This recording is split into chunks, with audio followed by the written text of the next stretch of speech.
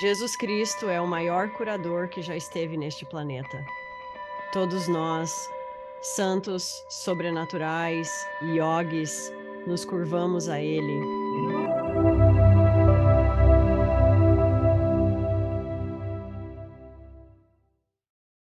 Damos as boas-vindas ao programa para Alex Uterman.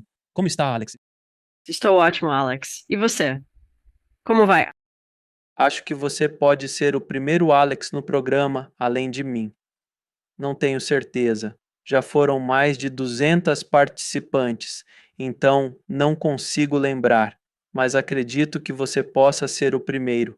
Agradeço muito por participar. Sua jornada é fascinante e seu trabalho é incrível. Você busca curar o mundo. Nossos caminhos são distintos, porém similares. Minha pergunta inicial é: como iniciou sua jornada espiritual? Meu Deus. Certo, quanto tempo nós temos? Escreva a versão resumida. Certo. Eu era bastante cética, mas tive várias experiências místicas confusas na infância e adolescência. Tinha um pé no mundo do misticismo, mas era algo não discutido, sem um lugar definido para isso. Então, acabei meio que separando isso e tentando me encaixar com os outros, só queria ser uma adolescente normal. É, sem chance. Eu não era uma buscadora, morava na área da Bahia, na Califórnia, nas montanhas de Santa Cruz. Muitos amigos eram espirituais, é a Califórnia. Está no ar. E as pessoas falavam sobre um grande mestre espiritual vindo à livraria. Perguntavam se eu queria ouvi-lo e eu respondia que não, pois precisava lavar meu cabelo a noite toda. Não fui procurá-lo. As coisas vieram até mim. Já tinha lido sobre os grandes iogues. Eu tinha lido sobre os grandes santos e sabia quem eram os verdadeiros, mas também reconhecia o charlatanismo no reino espiritual em geral. Então, basicamente, pensava que não era para mim. Li a autobiografia de um yogi de Yogananda, me encantei e senti uma conexão imediata com ele. Eu conhecia a MT com o Maharishi Mahesh Yogi. Essa porta estava meio fechada para mim. Apesar de estar entre praticantes de MT e seguidores de Yogananda. Eu achava estranho, mas segui em frente, até que encontrei meu mentor espiritual. Um yogi holandês chamado Jack Schwartz, com habilidades sobrenaturais, surgiu de repente em minha vida e alcançou a iluminação parcialmente em Auschwitz, onde, não sendo judeu, foi forçado a trabalhar como um jovem holandês. Com a invasão alemã nos Países Baixos, jovens foram levados para o trabalho forçado. Então, ele possuía habilidades sobrenaturais incríveis e era pura bondade. Mas eu nunca fui atrás dele. Ele caiu no meu colo. Então foi uma série que eu diria que o divino conspirava para me despertar. Tinha uma colega na indústria de jogos de computador que praticava Reiki. Contra minha vontade, ela me introduziu ao Reiki. Decidi participar do workshop dela por falta de opções no fim de semana. Fui movido pela curiosidade e, quando ela começou a sintonização, a energia fluindo me deixou atônito. Por um instante, senti-me fora do corpo e me questionei: será que isso é real mesmo? Isso é real? Sério? Meu Deus! Então, por padrão, me tornei um curandeiro. Ou descobri uma técnica para usar minhas habilidades de cura inatas, que eu sabia que estavam lá, mas não dei muita atenção de verdade. Então, basicamente, entendi que você estava relutante. O tempo todo, totalmente a contragosto, gritando e cético como nunca. Enfim, comecei a trabalhar como curandeiro e, a contragosto, percebi que era minha missão, embora não estivesse entusiasmado. Ao me aprofundar, usando ferramentas aleatórias, realizava o trabalho de respiração Reiki. improvisando conforme necessário. Coisas milagrosas aconteciam, mas ninguém parecia saber. Na sua vida ou geral? Para os clientes de cura que eu atendia, Entendi. coisas notáveis estavam acontecendo, e eu diria sim na minha vida, com certeza. Coisas sobrenaturais, coisas milagrosas, e nada disso fazia sentido. Eu ia perguntar para o pessoal do reiki, tipo, como é que eu faço reiki para a dor no tornozelo de alguém com o tornozelo quebrado e o tornozelo ainda dói, mas a asma deles melhorou? E eles ficavam com aquele olhar místico e diziam: bem, a energia cuida de si mesma. Eu pensava: ok, então você realmente não sabe. Decidi me tornar mestre de reiki para entender, mas ainda não tinha respostas. Foi aí que eu estava no outono de 1999, quando um cara chamado Jonathan Rosen entrou na minha vida. Nessa época, eu estava muito sensível e sentia que minhas habilidades psíquicas estavam se expandindo ao entrar em contato com a energia e realizar trabalho de cura. De alguma forma, eu conseguia identificar se alguém tinha estado na Índia apenas olhando nos olhos deles. Eu não sabia explicar o motivo, mas conseguia ver a Índia nas pessoas. Foi então que um aluno de Kalashwar, um jovem santo com poderes de cura milagrosa, bateu à minha porta. Jonathan frequentou as aulas de Kalashwar por aproximadamente 2 anos, indo e voltando em um ciclo de 1 mês na Índia e outro no Zewa. Kalashwar, um jovem santo conhecido por suas curas milagrosas, tinha 27 anos quando o narrador o conheceu, mas apenas 24 quando Jonathan teve seu primeiro contato com ele. A cura de um colega de Jonathan, um professor e praticante experiente de MT de um linfoma terminal, chamou a atenção de Jonathan e o inspirou a se aprofundar nos estudos com o mestre. Então estou ouvindo sobre esse jovem, leão de um mestre de cura. E penso, espere um segundo, isso é bem interessante. Não é meditar por meditar. Não é. Convivi bastante com budistas e praticantes védicos muito sérios. Muitos Kriyabans da tradição de Yogananda e budistas Zen eram meditadores muito sérios. Eles falavam sobre se iluminar e eu me perguntava: o que isso realmente significa? Se você perguntar a 100 pessoas, terá 100 definições diferentes. Muitas vezes parece envolver uma sensação de êxtase e a resolução de problemas. Talvez. Mas, para mim, não é algo que me interesse. Em segundo lugar, ao chegar lá, o que fará com isso? Sou inquieto. Aí vem o Jonathan explicando sobre o Kalashwar. Em cerca de 30 segundos, ele manifestou um pouco de cinza na boca do amigo e colocou um pouco no terceiro olho dele. O amigo, diagnosticado com um linfoma terminal e com previsão de 5 semanas de vida, viu a doença simplesmente desaparecer. Isso me fez refletir sobre um guru que usa a energia da meditação acumulada ao longo de várias vidas para provocar mudanças rápidas nas pessoas. Como ele faz isso? Estou interessado. Foi assim que comecei. Foi assim que cheguei aqui. E então você foi para a Índia e passou um tempo lá? Muitas coisas.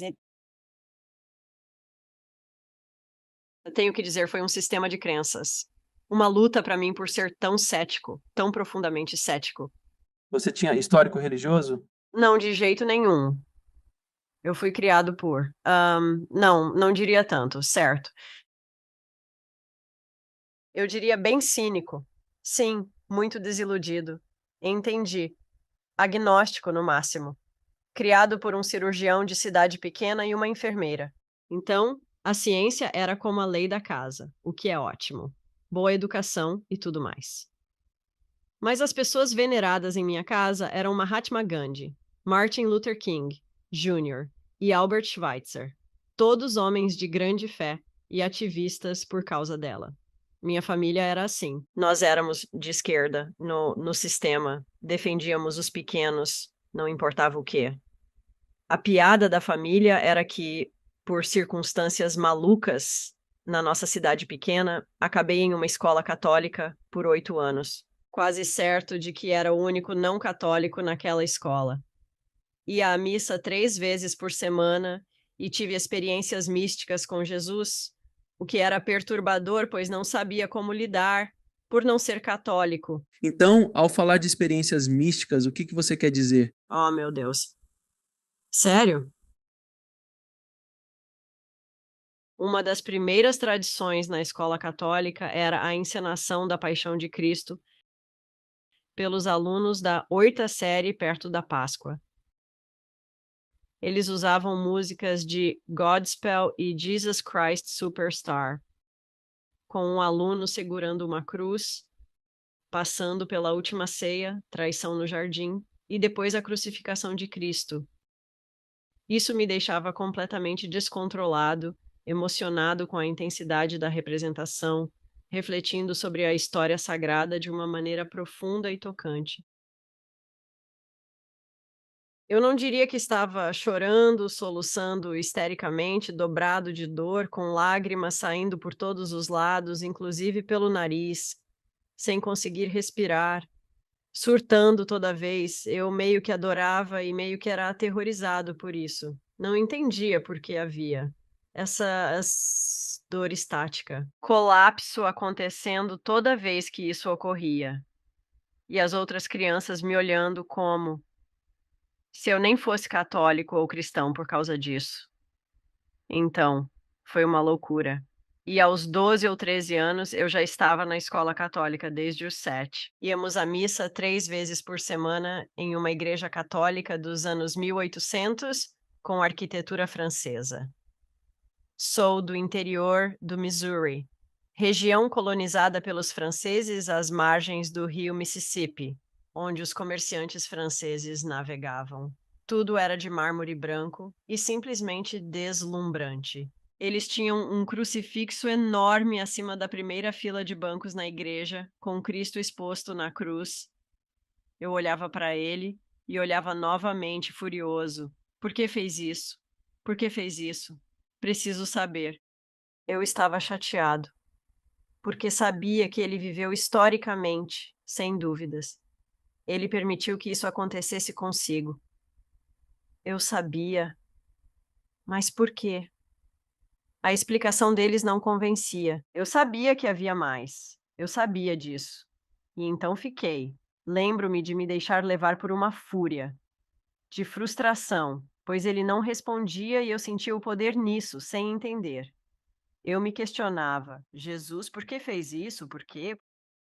Por que você fez isso? Por que não me respondeu? Sabe de uma coisa? Chorando e furiosa. E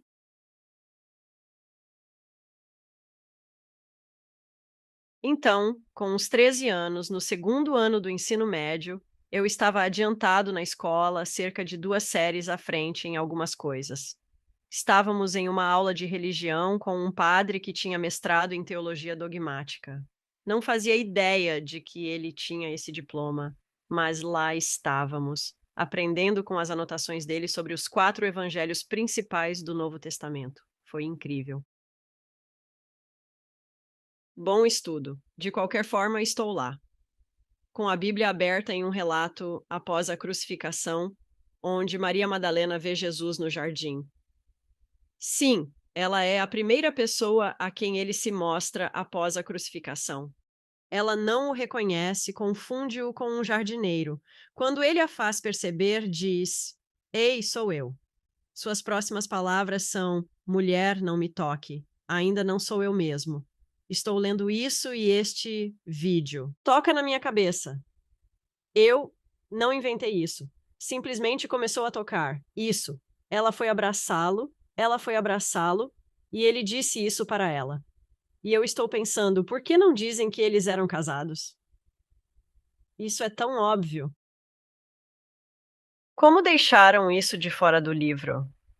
Seria mais interessante se tivessem incluído A pergunta do século. Dos séculos. muitos séculos, talvez milênios. Fico pensando, isso é fascinante. E então essas coisas alarmantes estavam acontecendo. E ninguém que eu conhecia passava por algo semelhante. Apesar de sermos todos crianças católicas, era tudo muito confuso. Devo dizer, como nota de rodapé, que descobri as respostas para o que perguntava desesperadamente sobre a crucificação, mas precisei ir à Índia para compreender. Bem, Jesus também precisou ir à Índia para entender algumas coisas. Acontece que sim. E isso sim, acontece que é precisamente a natureza do meu estudo na Índia. Eu vivi em um lugar onde ele viveu e meditou e treinou e deixou coisas. Então, coisas físicas. Coisas físicas. Então, na Índia, por quantos anos você ficou? Bom, acabei morando lá por 5 anos. Então, quando conheci Jonathan Rosen e ele estava me falando sobre Kalashwar, então acho que fui meio que perseguido por Deus, as pessoas que eu conhecia. Depois houve um período de algumas semanas em que eu dizia, sabe, estou ouvindo falar desse guru da Índia, que é um mestre da cura. E seus rostos viravam para o jovem moreno perguntando: "O que você quer de verdade?" Ok, isso é perturbador. Em 1999, não existiam sites para procurar pessoas na internet. Estava na casa do Jonathan. Ele me mostrou uma foto de Kalashwar e foi fazer chá.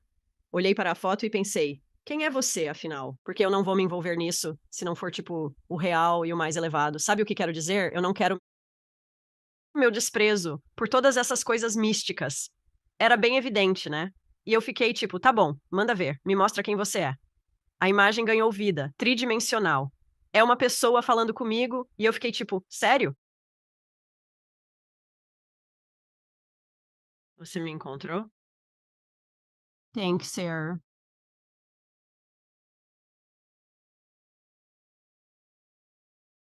Então, Jonathan me disse que era interessante. Kalashwar era conhecido como um santo de cura milagrosa e demonstrava muitos milagres. Quero dizer, loucura. Você sabe, tradicionalmente, os yogis são tipo, não olhe para isso. Isso não é importante. Não foque nos milagres. Eles podem se tornar uma grande armadilha de egoísmo. E há muitas pessoas não iluminadas, mas com seeds de mantras. Podem falar com cobras ou manifestar algo, mas não indicam uma alma iluminada. E isso abre espaço para muito charlatanismo e coisas assim. Então, a postura yogi tradicional e digna é: não vamos focar nos milagres. Claro, eles acontecem, mas. O que é curioso é que 2000 anos depois ainda falamos sobre os milagres de Jesus. Exatamente. Ainda estamos discutindo isso. Por que ele agiu assim? Eu conversei com um yogi recentemente e falamos sobre como os poderes de Jesus, 2000 anos atrás, eram basicamente poderes Sim, yogis. exatamente. Eram todos poderes yogis.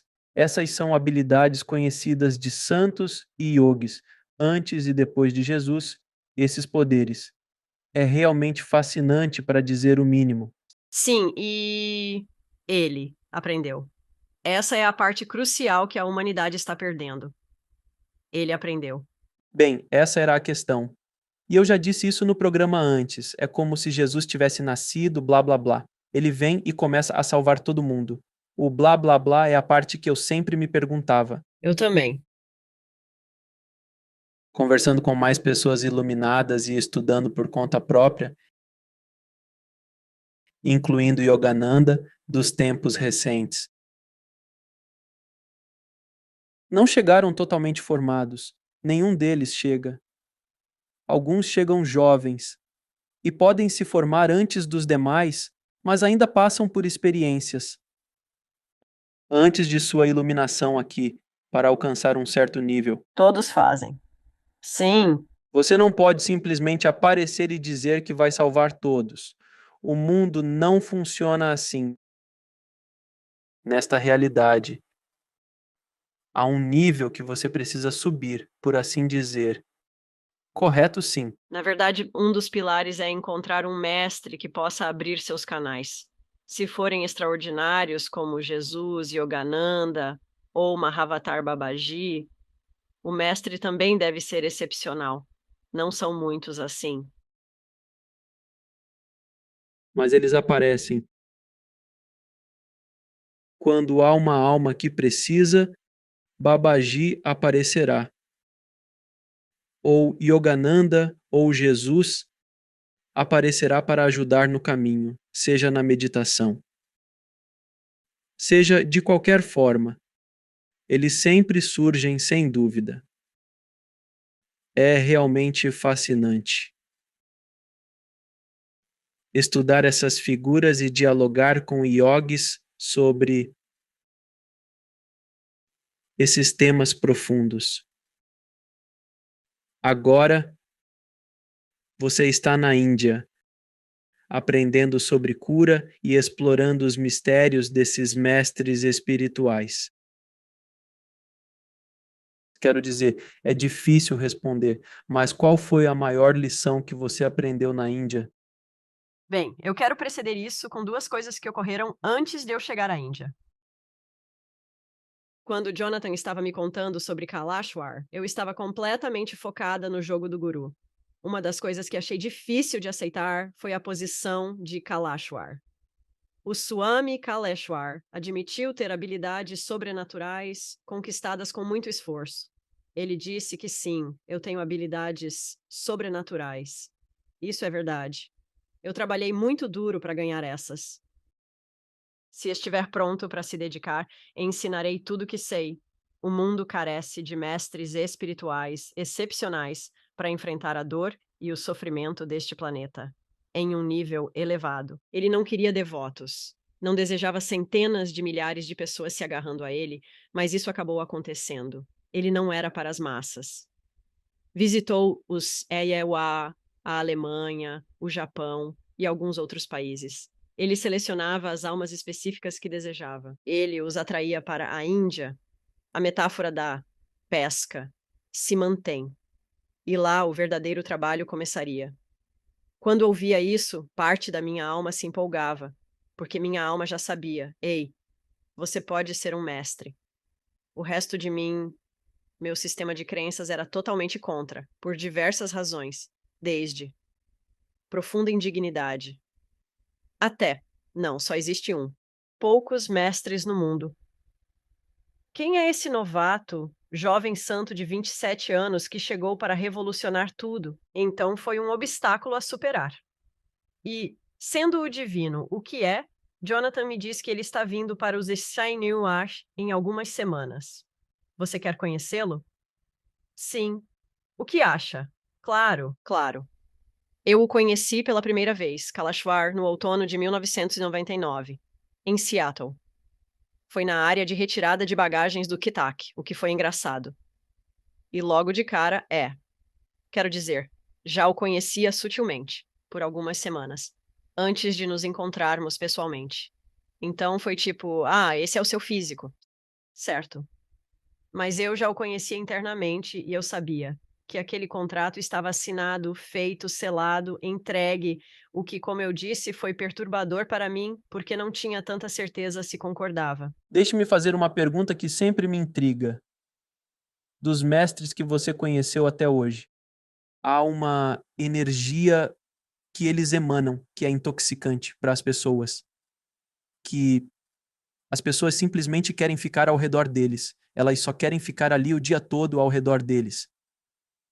Ele tinha essa energia ou ele meio que segurava isso? Depende do mestre. Certo. É isso, eu perguntava. Sim, minha experiência com ele é que ele podia ligar e desligar quando queria. Geralmente, ele mantinha desligado, o que vivenciei perto dele. Foi.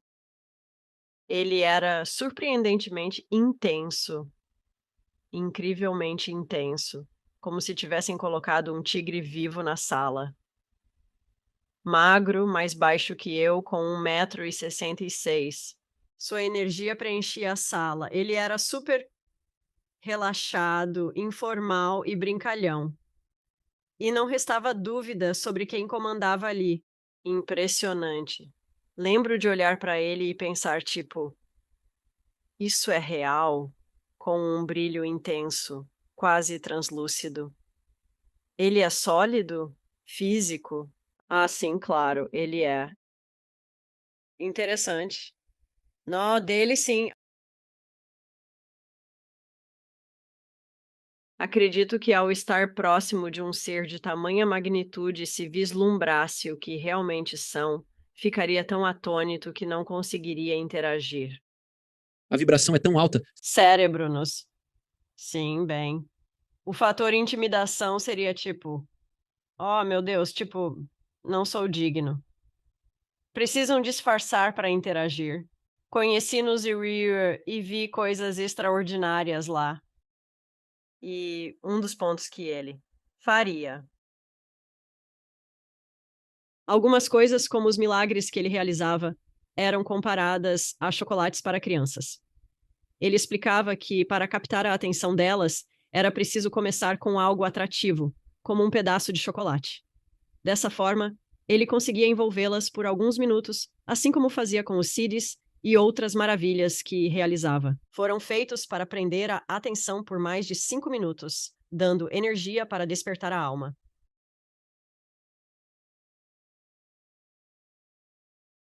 Ele diria: quero treinar médicos de almas para lidar com corações partidos da humanidade. Temos muitos hospitais para mentes quebradas e corações partidos. Corpos. Não temos hospital para corações partidos, nem profissionais especializados em ajudar. Curar a desilusão do mundo, a principal doença que a humanidade enfrenta. 90% dos seres humanos estão tão desiludidos. Por isso. Mas quando você fala de coração partido, é sobre perda, trauma, coisas assim. Tudo isso, sim. Não é romance. Isso está incluído.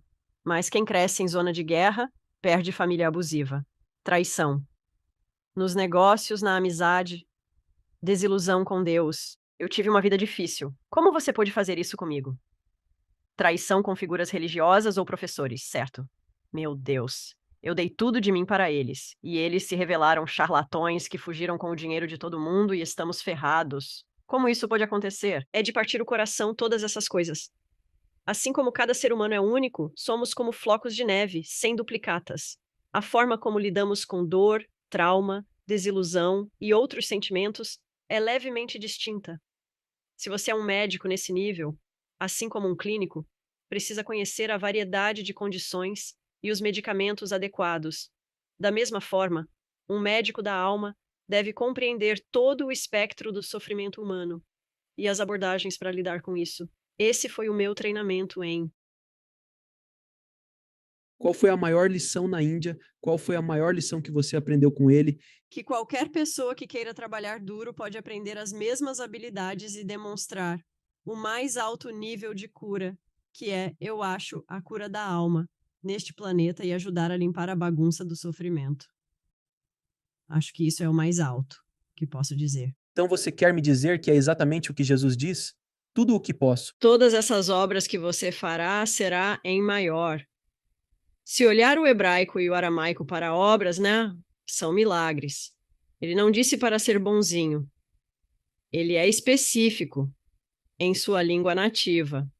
Todas essas obras que eu fiz, fará em maior. Sim, vi Kalashwar em Seattle com vários grupos, incluindo seus alunos e outros movimentos espirituais, convidando-o para palestras. Também o vi com representantes da Boeing e Microsoft. Como funcionou? Foi hilário. Ele parecia mais como um personagem, sabe? Mesmo assim, emanava tanta energia, fazendo curas para essas almas loucas e céticas que todos na sala estavam caindo de sono. Não conseguiam manter os olhos abertos, ficando pesados e entrando em transe para ouvir o que ele dizia. Na superfície, era apenas esse cara urbano, adorável, com mensagens agradáveis. Na profundidade, ele emitia uma vibração incrível. Foi engraçado. Vi ele no norte da Califórnia com várias pessoas diferentes. Quem é esse cara e como ele atua no norte da Califórnia? Ele deu uma palestra em Laytonville, Mendocino, onde o médico local estudou na universidade por alguns anos, e a cidade estava revoltada, sentindo que seu médico estava sendo roubado por um cara exótico em uma busca inútil. Todos vieram ver quem era esse suposto santo que roubou o médico. Ele deu uma palestra naquela noite e perguntou a todos no salão se queriam uma cura, como sempre fazia após palestras públicas. E todos responderam sim. Então ele pediu para apagarem todas as luzes. Ele era só um carinha. Eu estava lá no fundo. um carinha no palco com uma vela e flores ao redor. E ele começou a recitar um mantra, mencionando a dor no coração novamente. Quando ele disse o mantra, senti como se fosse uma bola de fogo no coração. Estava quente. Pensei, o quê? E então se espalhou como ao tomar uma bebida forte e sentir aquele calor, mas por todo lugar. E então eu simplesmente apaguei. Eu sumi. Completamente sumido. Apagado. Certo. Quando eu voltei, algum tempo depois. Estou percebendo vagamente que meu corpo está girando, o que é estranho. Pratico meditação há anos e nunca vivi isso. Estou fazendo semicírculos. O que está acontecendo? No escuro? Com silêncio absoluto? Todos ainda meditam para se curar. E então percebo, minha camisa está úmida. Estranho. Ele nos molhou? Com água de rosas, como já vi ele fazer? Abro um olho. Ele está sentado totalmente imóvel. Ah, lágrimas escorrem pelo meu rosto. Oh, meu Deus. Chorei sem motivo por um tempo. Ausente.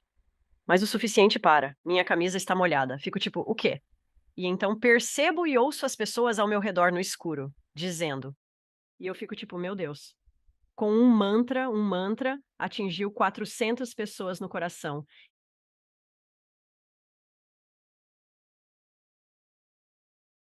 Esse foi o verdadeiro milagre. Eu prometi ir para a Índia. E eu iria. Te seguir até os confins da terra, para aprender a trazer tanto alívio para as pessoas assim.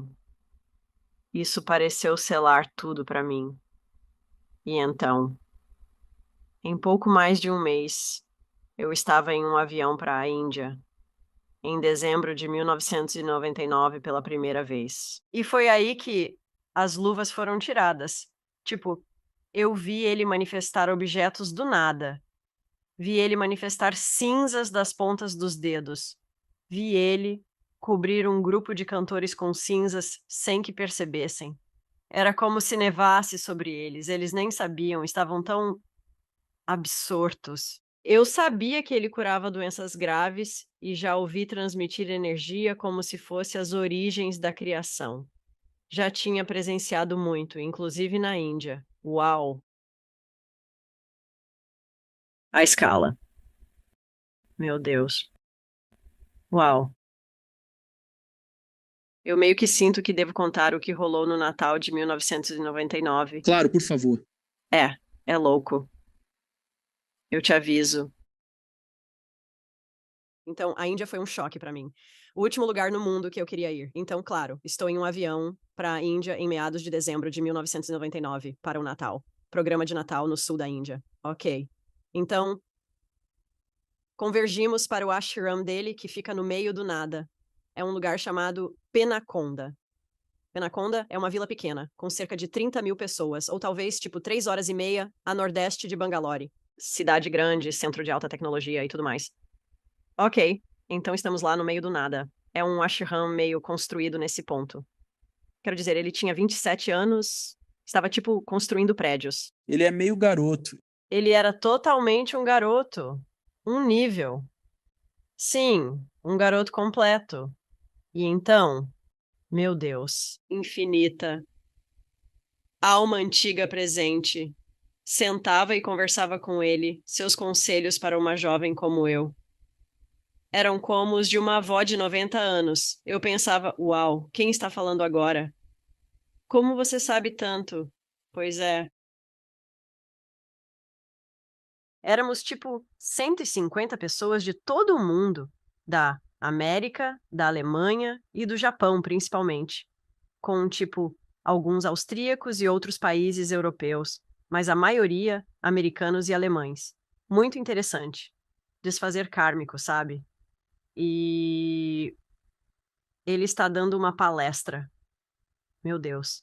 Primeiro sobre a energia de Pentaconda. Nunca estive em um lugar assim na minha vida. A energia é tão forte que eu não conseguia realmente funcionar por dias. Eu mal conseguia andar. Era como caminhar em um sonho através de paredes de melaço. A energia é densa. Que lugar é esse? Está crescendo diariamente. Está subindo gradualmente. Como é possível? Que lugar é esse? Oh, meu. Deus, as pessoas falam sobre Sedona ou Machu Picchu ou sei lá. Penaconda é um lugar único, inacreditável, muito forte com a energia da Mãe Divina em particular. Tipo, meu Deus. Ok, isso é estranho. E eu estou sentindo isso. E então, todo dia, ele dá palestras por, sei lá, 6 horas por dia. O mecanismo exato para curar todas as condições da humanidade. Literalmente, alguém com depressão, ansiedade.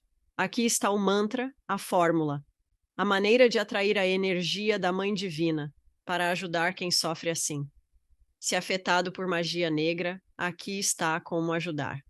Todo conhecimento recebido, não inventado. Ele obtinha informações de antigos manuscritos em folhas de palmeira escritos por Riches. Havia textos de 2000, 5007 anos que decifrava devido ao código. Identificava o relevante para o mundo e as pessoas atualmente, testando e compartilhando se funcionasse. Era uma ciência da alma, como Yukteswar descreveria. Ele não está brincando, certo? E eu estou pensando, alguém finalmente sabe exatamente como curar. Como uma escola de medicina. Eu não conseguia escrever rápido o suficiente. Foi emocionante. Ele cantava diariamente e Jesus estudava os mesmos mantras. Conhecia as mesmas técnicas. Fiquei tipo, desculpa. O quê? Eu sabia sobre Jesus na Índia, não tinha problema com isso. Fazia sentido pra mim. Desde criança, uma das minhas irmãs mais velhas mencionou isso quando eu era bem jovem, que era um boato por aí, sabe? Claro. Eu fiquei tipo, ok, claro, por que não? Mas ele está falando sobre Jesus de uma maneira muito específica. E eu fiquei tipo, ok. Primeiro eu fiquei tipo, você está falando sobre Jesus, porque isso torna essa tradição selvagem de milagres um pouco mais aceitável para o paladar ocidental. Principalmente cristianizado, sabe? Alemanha e nós. E eu fiquei tipo, não. Sempre que ele menciona Jesus, há uma energia muito íntima. Fico pensando, ele realmente o conhece. Ah, a trama se complica, certo? Quero dizer, conhece mesmo. Certo? E então ele diz: no dia de Natal, com a bênção de Jesus, farei um grande milagre em cooperação com Cristo. Eu me pergunto, o que é um grande milagre? Já vi coisas bem radicais, sobrenaturais, fora do comum. Certo? Chega o Natal. Ele chama 4 homens. Jonathan, que já era meu parceiro na época, nós nos tornamos um casal super rápido, claro. Leva eles para fora, mostra uma árvore e diz para serrem galhos grandes e grossos de cerca de 5 pés. Descasquem uma ranhura, prego atravessado. Tudo bem? É assustador. Todos sabem que uma cruz está sendo construída no ashram. Somos cerca de 150 pessoas, então. Todos estão cientes do que está acontecendo, né? A energia era incrível. Lembro-me bem. O ar estava brilhante, como se eu pudesse ver visivelmente. Eu não vejo coisas. Eu podia ver o ar, luminoso. O dia todo. Fiquei tipo, meu Deus. Terminaram a noite com canivetes suíços e um martelo ou algo ridículo. Quero dizer, estamos isolados, hein, sem ferramentas. Latidos profundos. Eles levam a cruz para dentro. Do templo principal, ela está no altar. Tem cerca de... É um pouco menos de 5 pés de altura. Ok. Assustador. Estranho. Acendemos 150 velas no altar. Oh, é tão divino. É época de festival. Então todas as mulheres usam saris vermelhos no sul da Índia durante festivais. Com jasmim nos cabelos, tudo fica incrível, cheirando a essa flor. Os homens também participam. Branco é angelical, certo? Kalashwar deu uma palestra sobre Jesus, da qual lembro a maior parte. Ele disse: Jesus Cristo é o maior curador que já caminhou neste planeta em toda a sua história. E todos nós, santos, yogis, sobrenaturais, seja o que for, nos curvamos a ele. Fez coisas únicas. E eu estou pensando, eu nem consigo começar a entender isso. Vou guardar isso para reflexão posterior. Meu Deus.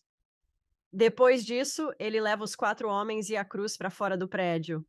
Destino desconhecido, nos deixando lá para refletir sobre Jesus. E tenho que dizer, no momento em que a cruz saiu, meu Deus, simplesmente desceu. A energia na sala era como uma cortina de veludo que havia caído, de puro silêncio, puro amor. Tão abençoado. E lembro de pensar: ah, isso é você. Ai, que engraçado, conheço isso há tanto tempo. Esse sentimento é familiar. Eu te conheço, não sabia disso. Jesus estava envolvido.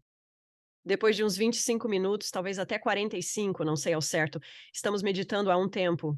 Não há espaço-tempo, seja lá o que for. Lá atrás há uma comoção, algumas senhoras alemãs nervosas, tipo ofegando. Me viro, estava mais à frente, vejo o Kalashwar entrando na sala. Suas roupas brancas estão manchadas de sangue nos punhos, sangue vermelho vivo. Fico tipo, uau, o quê? Ele vai para a frente da sala, senta em sua cadeira e bebe litros de água. Nunca ouvi fazer isso antes ou depois. E eu penso, ele está mostrando estigmas? Alguém explicou para ele o que eram alguns dias antes e ele achou interessante. Estou procurando. Há buracos nos pés dele? Não sei se consigo lidar. Não, não há buracos nos pés dele. De onde veio o sangue? Não. E então olho nos olhos dele. E eles ficam tipo, eu não sei quem é, mas não é ele. Eu já o conhecia bem naquela época. E eu fiquei tipo, meu Deus, quem é esse? Os olhos dele estavam em chamas, eram como supernovas. Nunca vi nada assim na minha vida. Eram universos de fogo. Uau. O que explica beber tanta água, né? Fiquei tipo, o quê? Depois ele disse para buscar os 4 caras, eles trazem os homens. Eles estão cobertos de sangue, da cabeça aos pés, respingados como efeitos especiais ruins de um filme B. Todos vestem branco, o que torna a cena dramática. E os rostos deles são tão emanando uma luz que não vejo. Distinguir seus traços. Jonathan, naquela época, não era meu parceiro. Não teria reconhecido ele. Era ofuscante. Fiquei tipo, o quê? Você tem esse sangue vermelho e essa luz branca. Eu fiquei tipo, o que está acontecendo? E ele os faz sentar no altar, aos pés de uma estátua viva muito grande de Shirdi Sai Baba, seu mestre. E eles estão meditando e não posso falar por mais ninguém, mas eu estava pulando de susto, tipo, o que aconteceu? De onde veio todo esse sangue? O que é isso?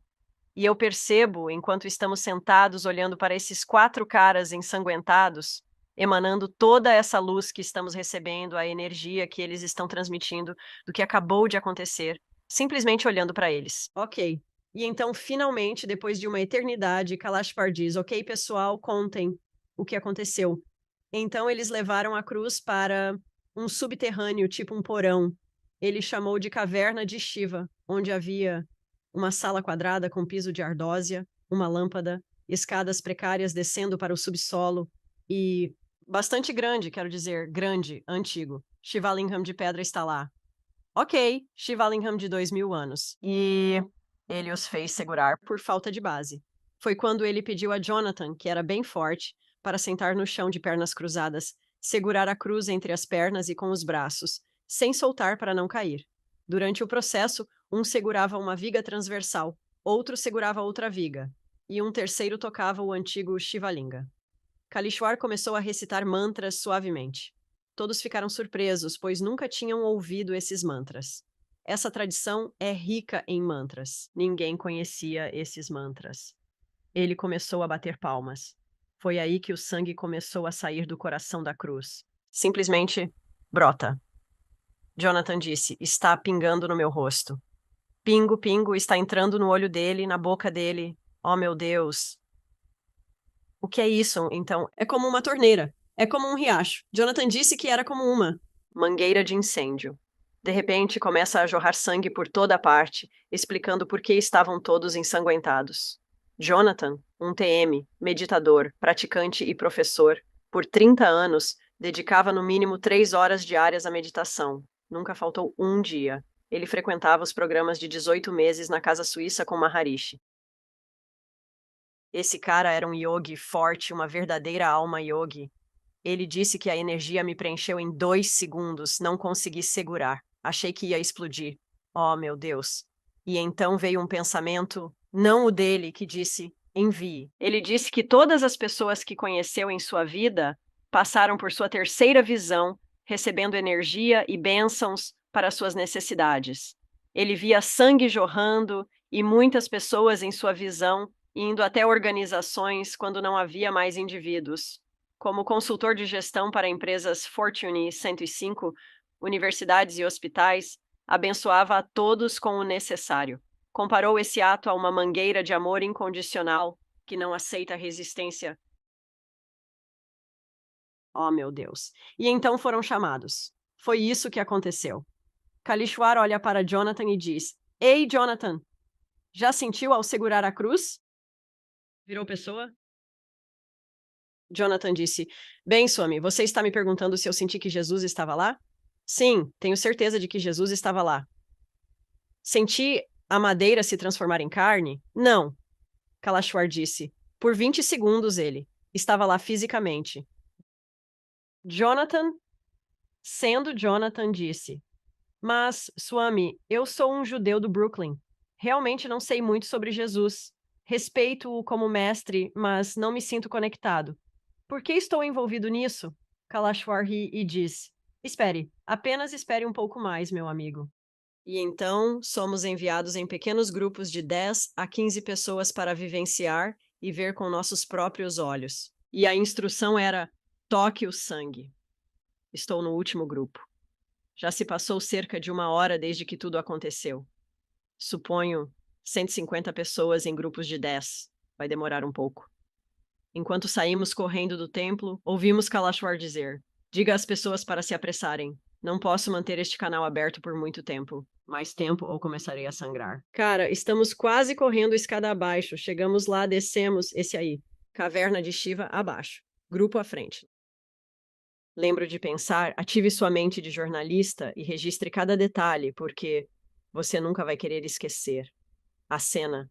A cruz encostada na parede perto do lingam de Shiva, salpicada de sangue. A parede também manchada, com coágulos. Da cruz, saem cerca de uns 9 ou 10. Rio de sangue abaixo. É muito sangue. Nunca vi tanto sangue em um só lugar na minha vida. Deve ter 1,5 metro, 60 centímetros de largura e provavelmente uns tantos centímetros de profundidade. E a luz por toda parte. Oh, meu Deus. De novo, eu não vejo coisas assim. Você realmente tem que me dar um tapa na cara para eu ver essas coisas. A luz dançando por todo esse, enquanto eu olho para a cruz. Ainda brota no coração e escorre quase imperceptivelmente.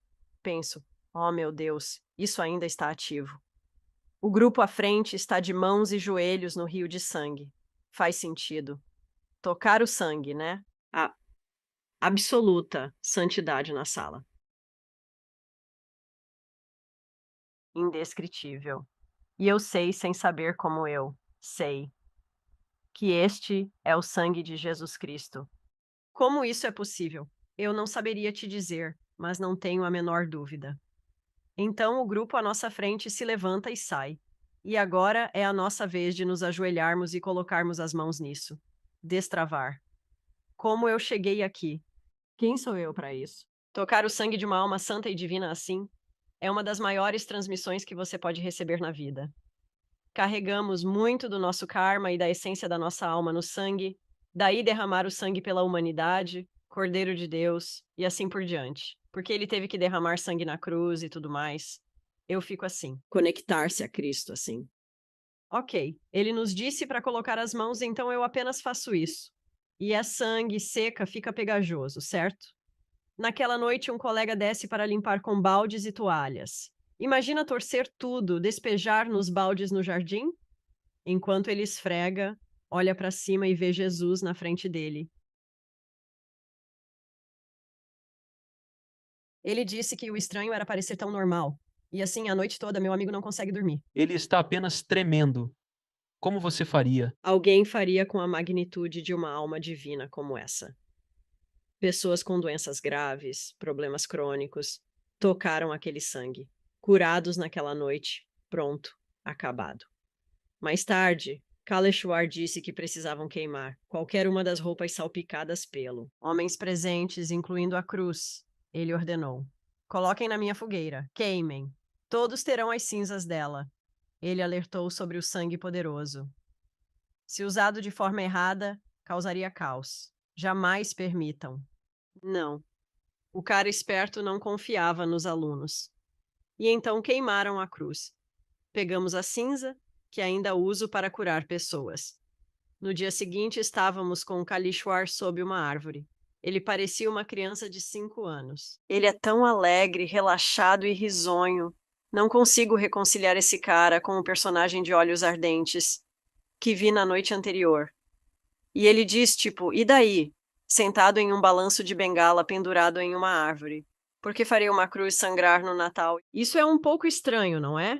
Estava pensando nessa justa posição de aniversário e instrumento de, sei lá, tortura e morte, se quiser chamar assim.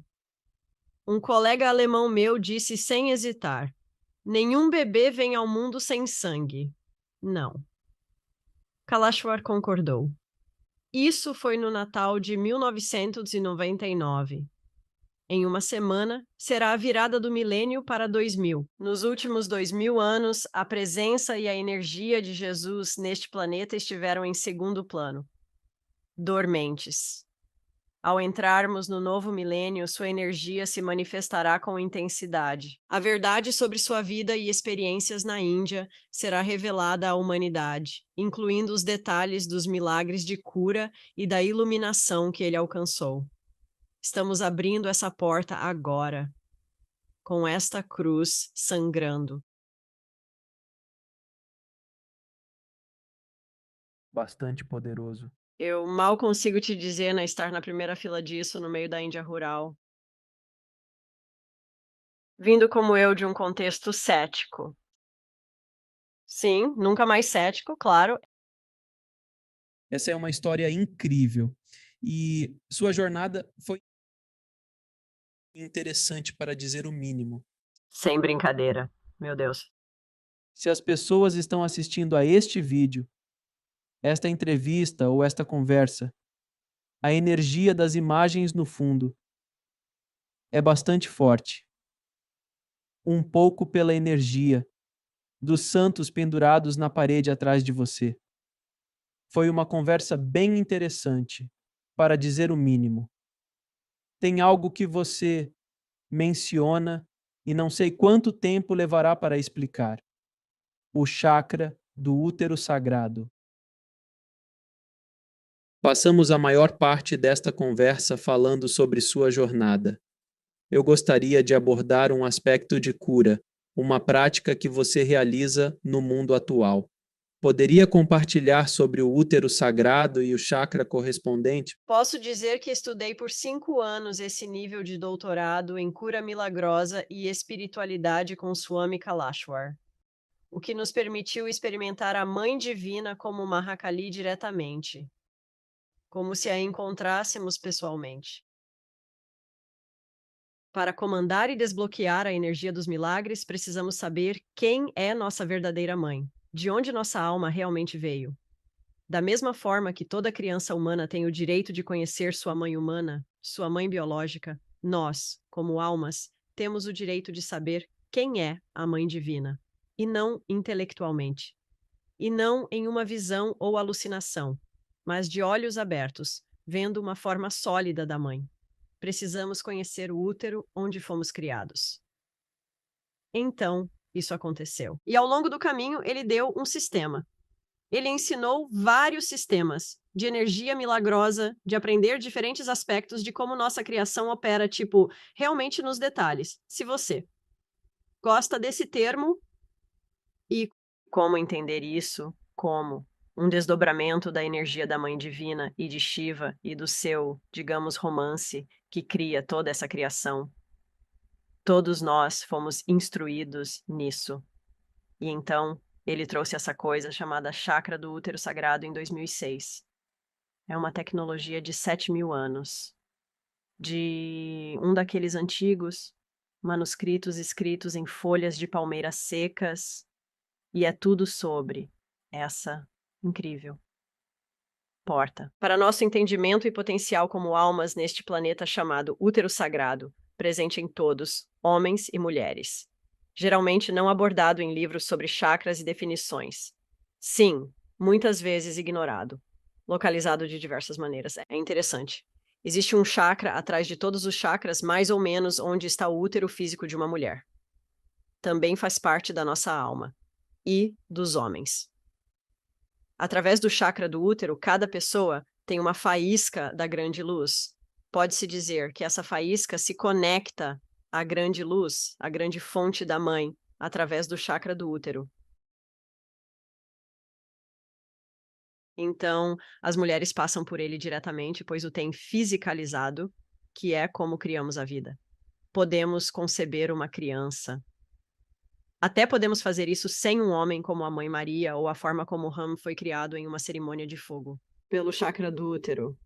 Os homens estão um passo removidos. Eles passam pela mãe física para se conectar ao chakra do útero da mãe divina.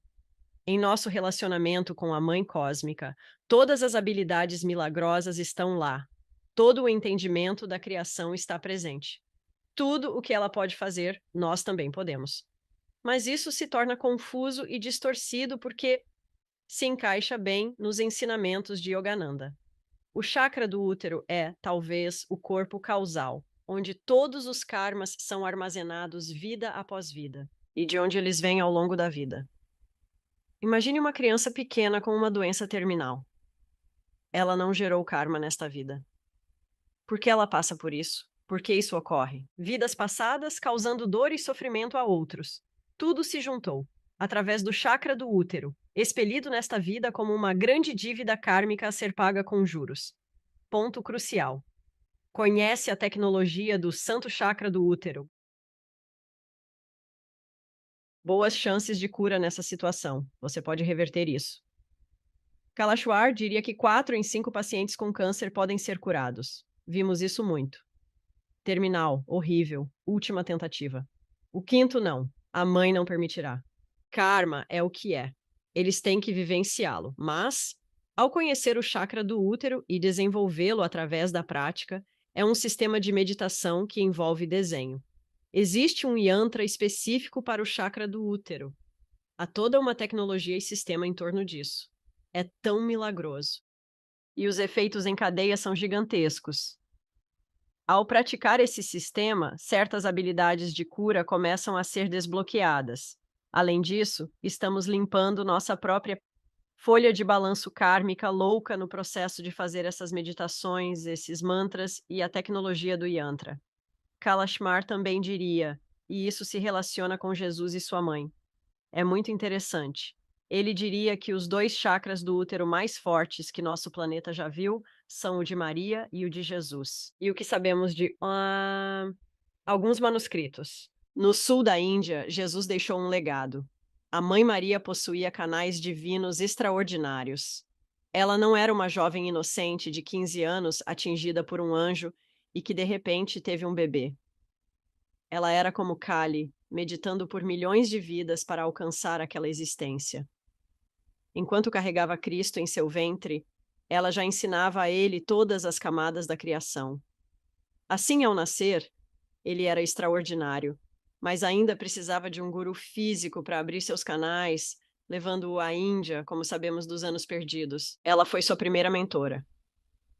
Transmitiu-lhe conhecimento por meio de seu chakra do útero poderoso. A trama se complica com sua crucificação. É hora de despertá-lo, trazer sua alma de volta ao corpo.